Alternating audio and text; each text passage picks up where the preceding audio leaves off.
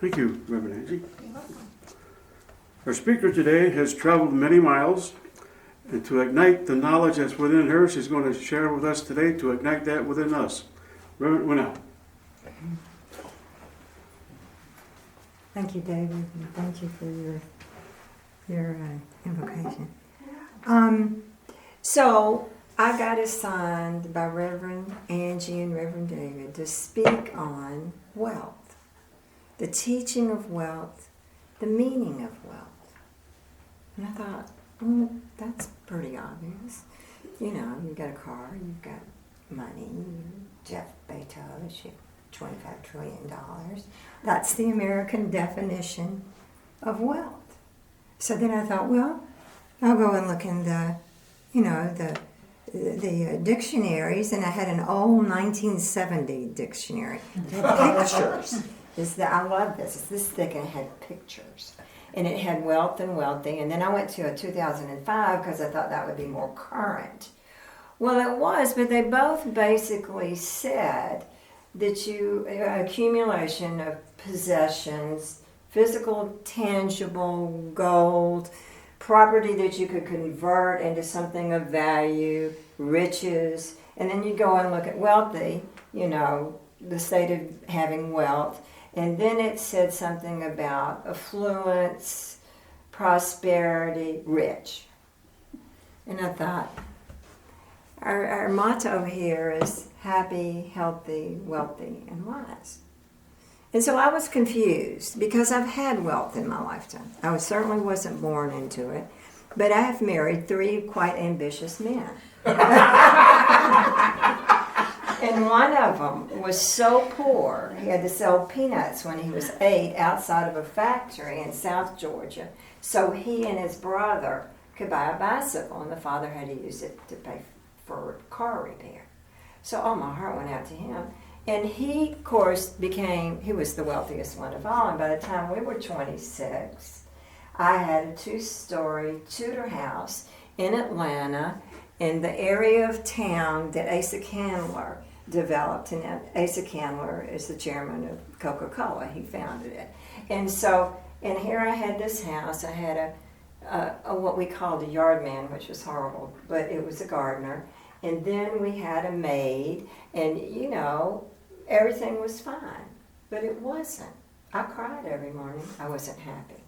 So I thought I had the wrong husband. And I divorced, and I was single for 5 years, and I started working, and I started doing really well with different stuff. And that was pleasing. And then I got another husband, and we moved to New Orleans, and I had this gorgeous house, 1890s. And he was controller of an oil company, and blah, blah, blah, blah, blah. And then I divorced him, and then I had this attorney husband. And I had a great business. I started this meeting planning business for corporations. And it was the 80s, and Reagan was in. And all the corporations were getting more, discount on taxes, and they were writing off. So I could do a $500,000 meeting, or $800,000 meeting for all these executives, and they were writing it off. So it was a great time to be in that kind of business because the corporations and the dot-com companies and all that. And I wasn't happy. And we were going to, Bermuda, Hawaii, Toronto, what for vacation, it didn't matter. And it was just like, what's going to do this? And so I was going to therapy. Maybe that would help. And my therapist said, there's this man that's coming to town called Marshall Thurber. And he's sort of a business guru. And he's great because he combines, and Daryl's laughing, it's Daryl's best friend. So anyway, he combines metaphysics and business. And the topic is business and integrity in business. And it's a 9-month course, and you go a weekend, a month. And so, he fly in from California, and, this would be great. There are about 70 of us in the class. And it was really interesting. I remember a lot about it and different stuff.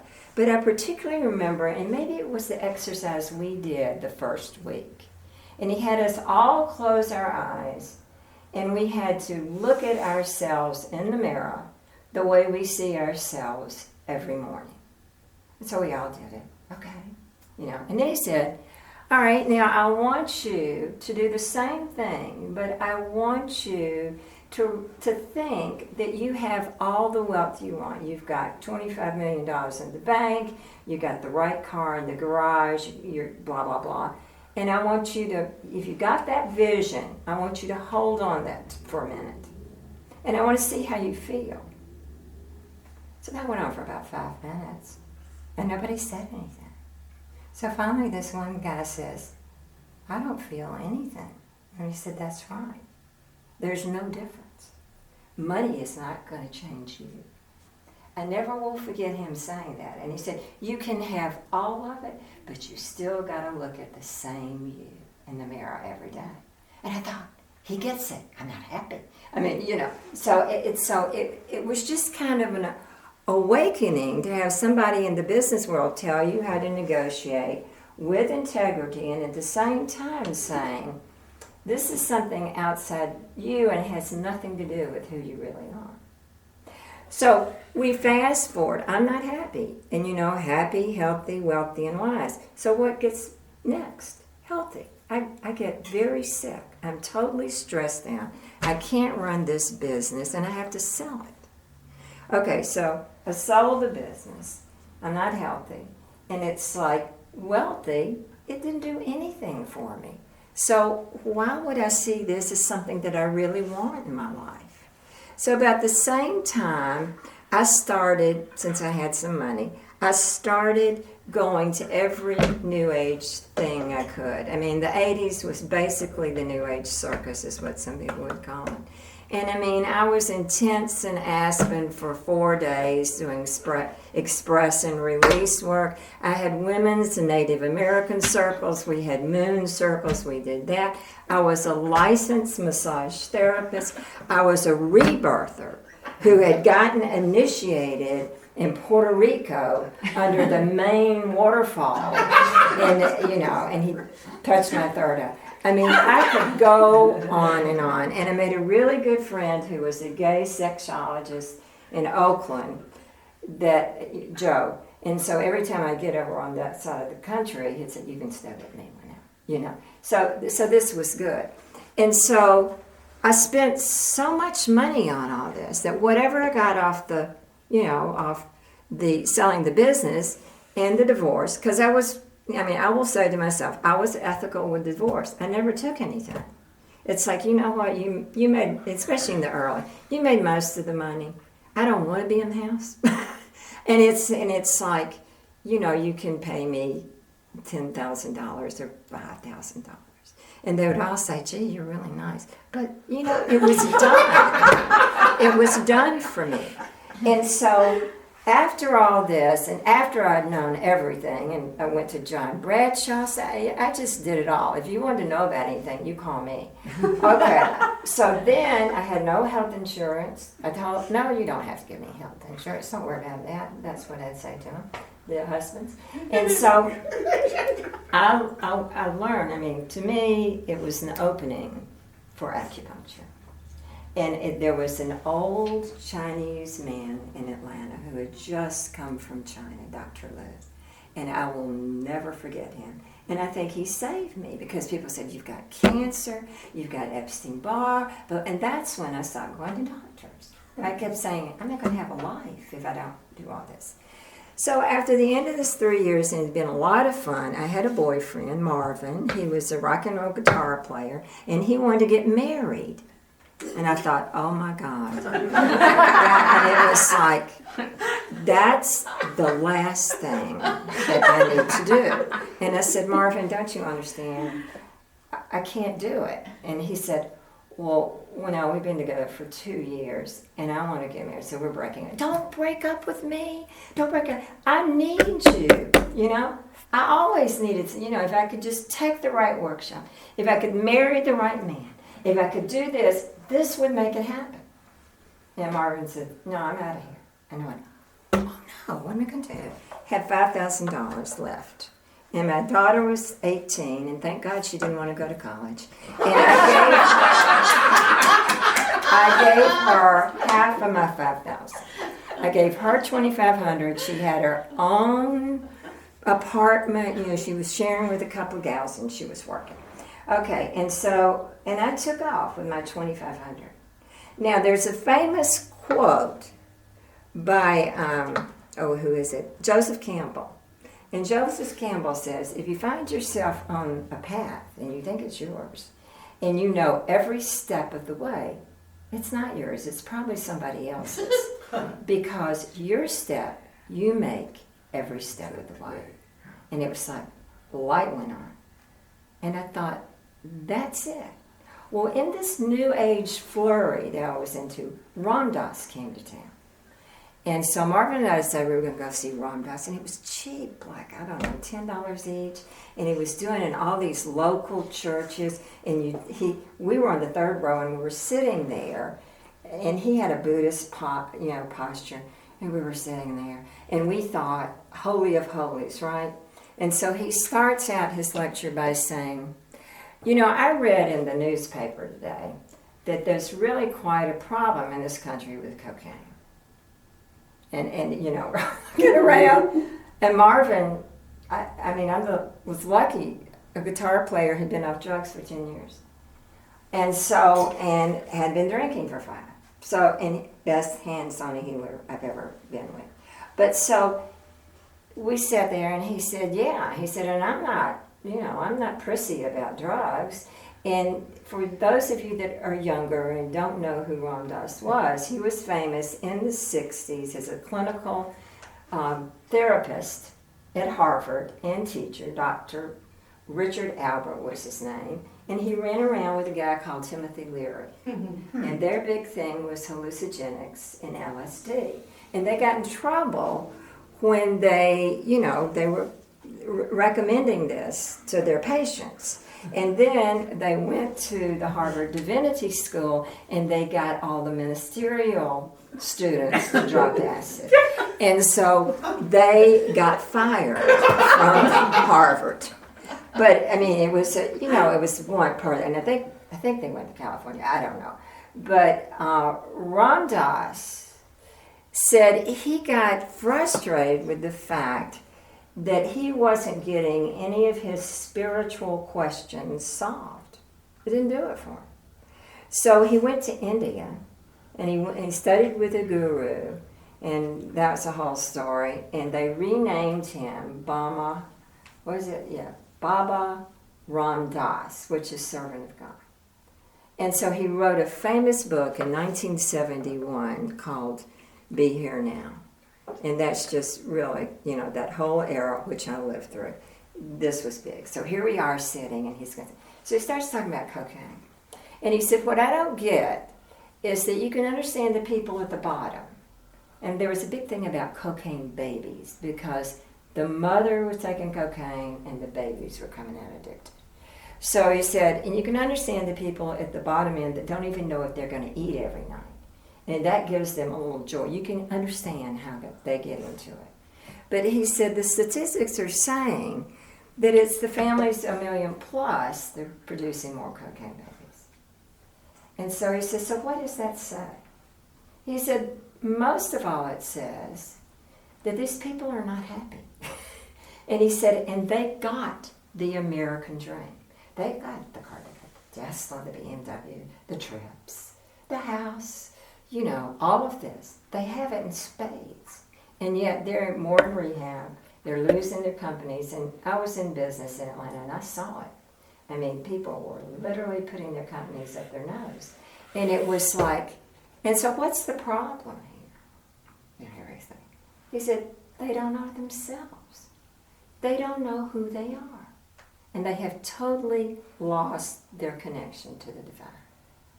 And it was like, okay, so after I had that in my mind, and then I also had in my mind when I went across country. In New York City one time, I was there in 1969. And my new little husband and I went to see a movie called Easy Rider. Okay, and we are in New York City, and we are from Georgia, right? We've never seen anything like theater in New York City, a movie house where people are smoking dope and they're doing everything. And so I'm sitting there, and I just love this movie. And, you know, it starts out with that horrible song, "Goddamn the Pusher" or whatever that is.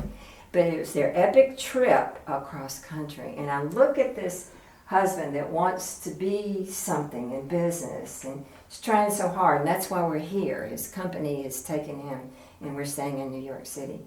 And I go, "Henry, let's sell everything and go on a motorcycle." Oh no. And he goes, "Well, now, you realize you wouldn't be able to brush your teeth every day." And that was big for me at that time, and so we didn't do it. But I held that in my mind. You know, one day I'm taking the mythic, and I think that's why I married the second husband. He had done it. He took the motorcycle ride and he went, I don't know, 7 months across country. And it was like, you know, here's my chance. I'm 44, I'm going to do it. And so I took off, and I was going to Dallas, Texas, to the rest of my little stuff I had that I was going to keep. I was going to put it in her storage room. And I loved my Mimo, that's what I called her. And so, I don't know, I couldn't do my tent in Mississippi where I was supposed to spend the night because it was raining. So I just slept on a picnic table out in the middle of somewhere in Mississippi. And I thought, and even people in Atlanta didn't think Mississippi was safe. And it was like, but I did it. And I got to Mima's, and she got my, you know, we had my car and looked at me. She was the only one that kind of endorsed me with this. And so on the 10th day, after we got my car done, and we'd been to Whole Foods and gotten food because I had to have my food just right, and got my hair cut, and I was out there washing my car again, and this old clunker I had, this old Volvo. And she said, "Well, now today's the day." And I said, "What do you mean?" And she said, "You need to leave today." And I said, "Well, I've only been here 10 days. And she said to me, and I will never forget this, she hugged me, and she wouldn't look at me in the eyes, and she said, "Listen, I don't understand this trip, but I understand that you have to make it." And I cried, "Mimo, not today." And she said, "And if you start and leave the house by 11, you'll get to El Paso, and you can put up a tent by tonight." Oh my God, and I cried, and that was hard. So this is how I started this trip. Everything I did, I cried. And so it went on, and I could tell you, I don't know, but I had envisioned, you know, like Joseph Campbell said, all right, here's the plan, here's my path, and it's going to take me about 4 or 5 weeks. And my goal was Seattle. Now, I can't stand rain, but that was the goal.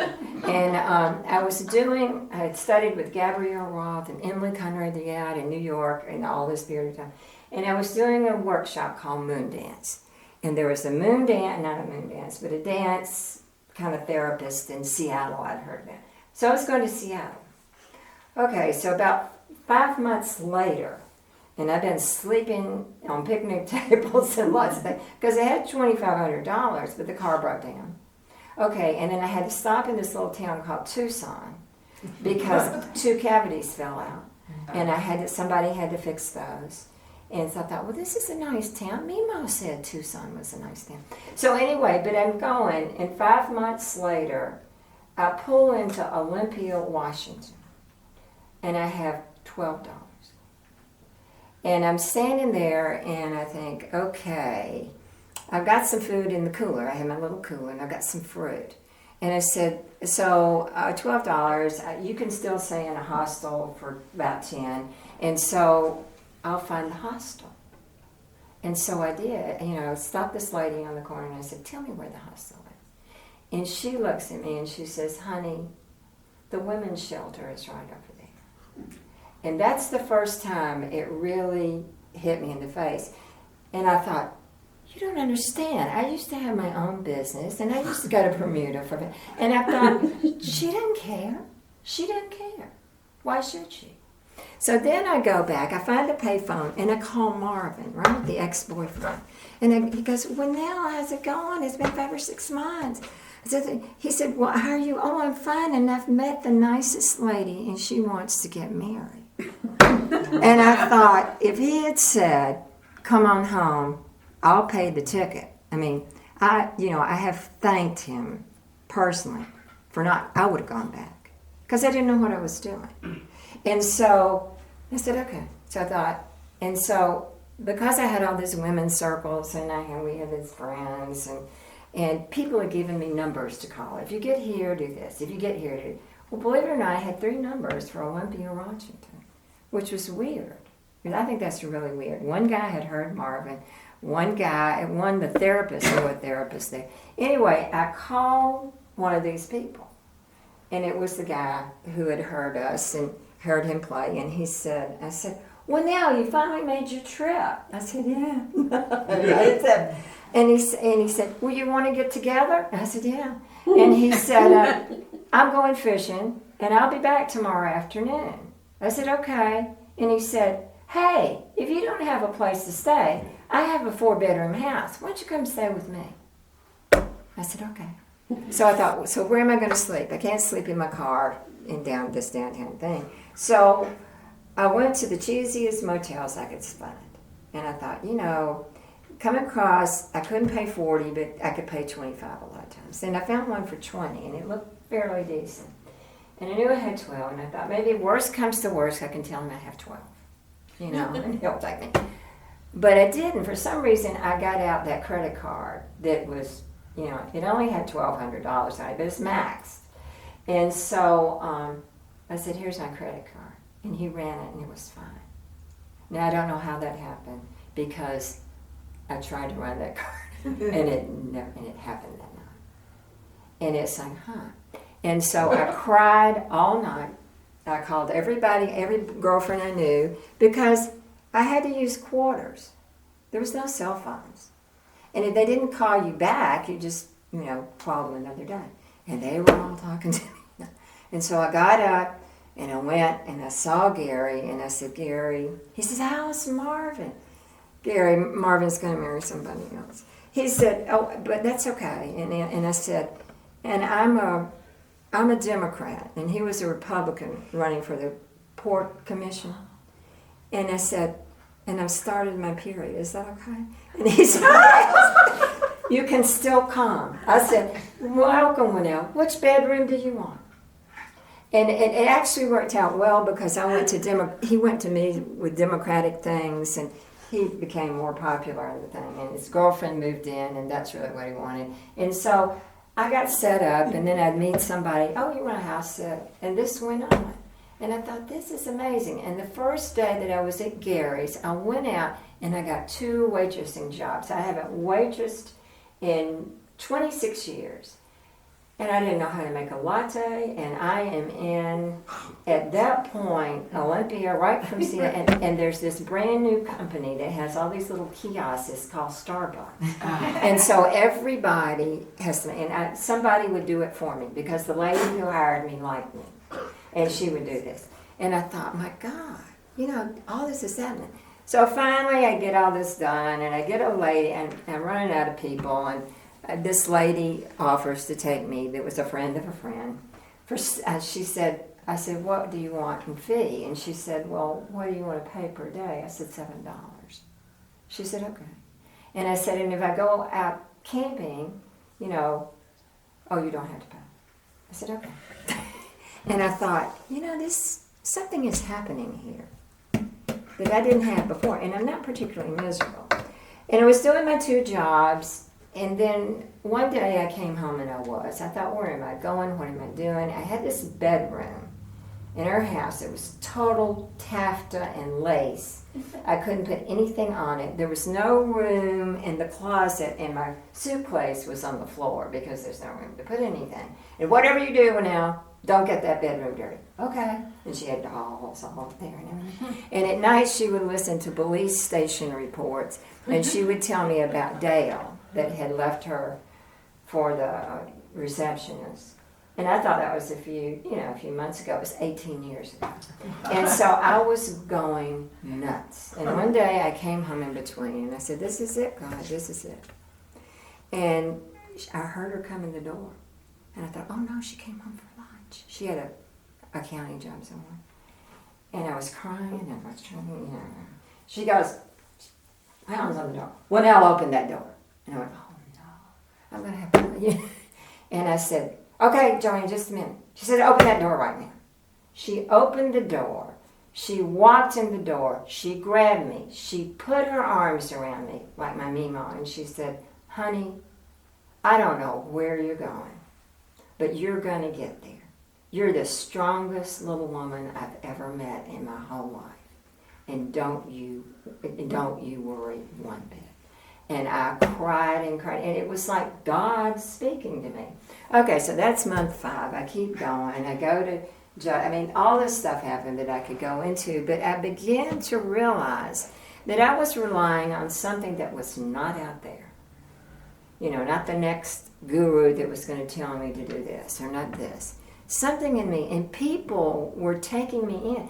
Why would anybody, not waitressing in 26 years and 45 years old, take me in to waitress in a restaurant? And I was not competent at that.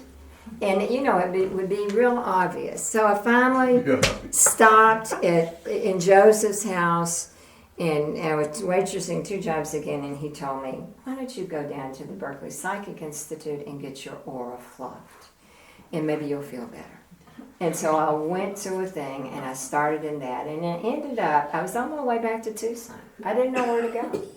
And I said, well, I'll stop in San Diego, because I went there once, and there's a Berkeley Psychic Institute there. So I stopped, and I saw the sunset in Del Mar, and I thought, oh, I could do this.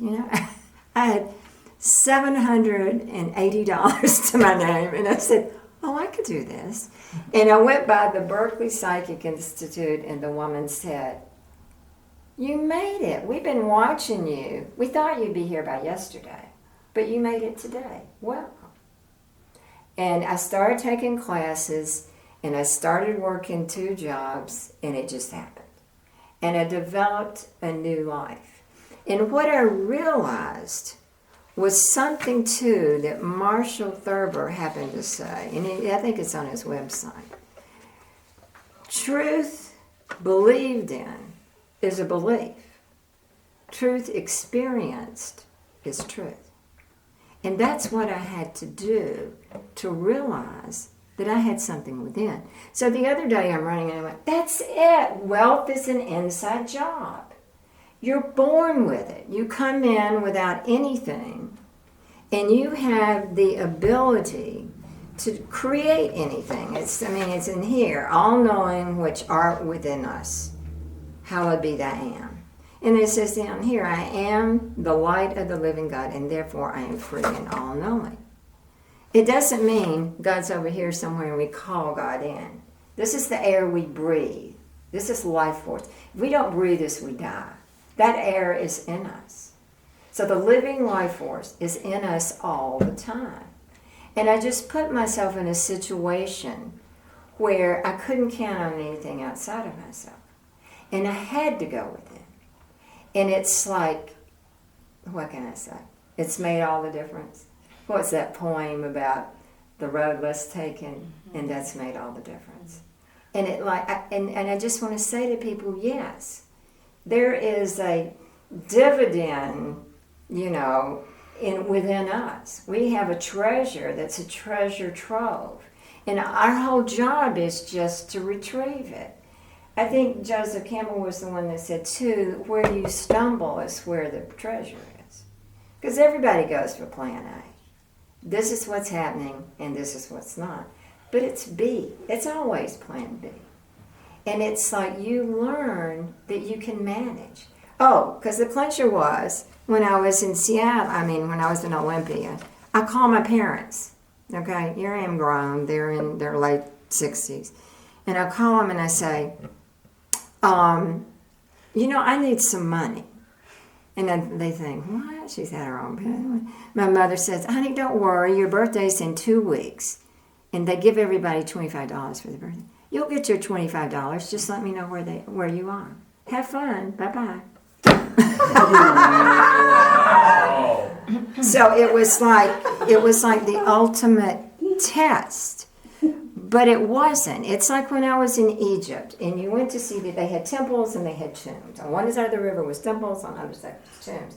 And you go into these little tombs, and I think it was Karnak it's so tiny. The center of the temple doesn't have anything in it. Doesn't have any statues, doesn't have any, I don't know what they call them, petroglyphs, with all that stuff on the wall and all the beautiful and everything. But they build the temple first, or they build a center first, because they say it's the heart.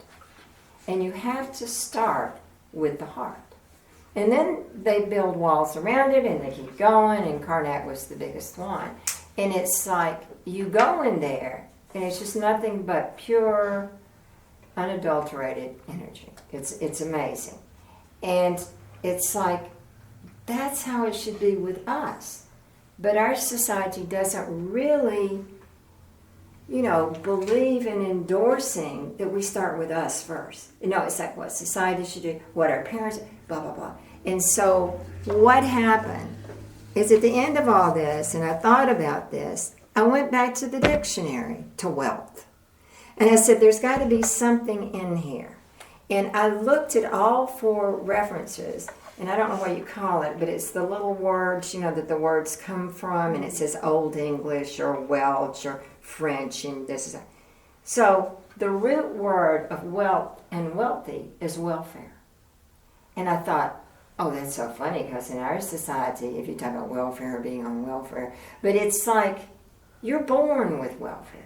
You're born with the idea of being able to get along. And what the definition meant was that you fare well in the world. And guess what the first 3 synonyms for it were? Happiness, health, well-being. It had nothing to do with money. But that was the root of all the words that had, because in our society, wealth means power, and you can manipulate, and you can own, and you can run things. Okay, so I went back also to welfare, that's the beginning of farewell.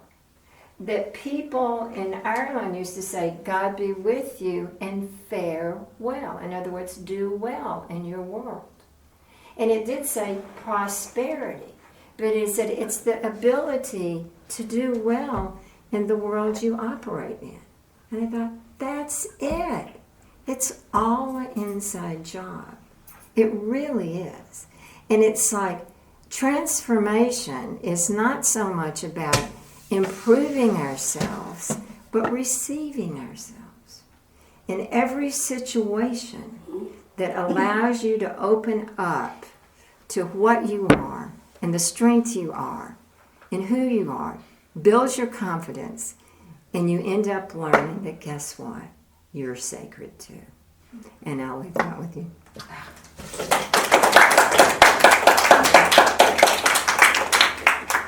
That's yours. I think I remember. Thank you. Well, now.